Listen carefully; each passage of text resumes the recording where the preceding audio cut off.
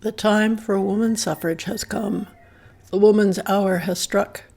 If parties prefer to postpone action longer, and thus do battle with this idea, they challenge the inevitable. The idea will not perish. The party which opposes it may.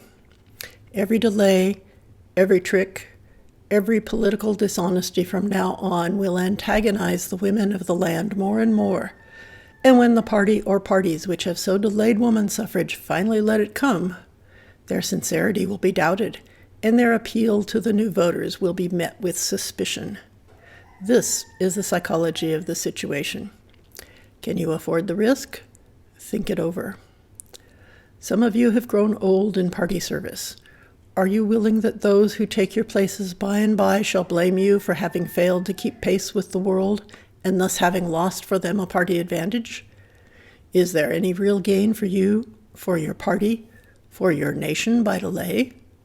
Gentlemen, we hereby petition you, our only designated representatives, to redress our grievances by the immediate passage of the federal suffrage amendment, and to use your influence to secure its ratification in your own state, in order that the women of our nation may be endowed with political freedom before the next presidential election, and that our nation may resume its world leadership in democracy. Woman suffrage is coming. You know it. Will you, honorable senators and members of the House of Representatives, help or hinder it?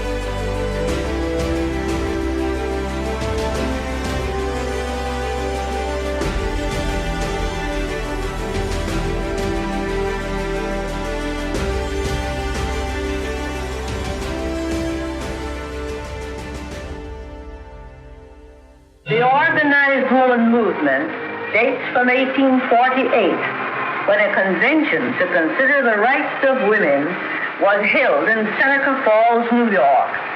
The committee drafting the list of woman's wrongs found her grievances against the government of men to be the same number that American men had had against King George. It took George Washington 6 years to rectify man's grievances by war, but it took 72 years to establish women's rights by law.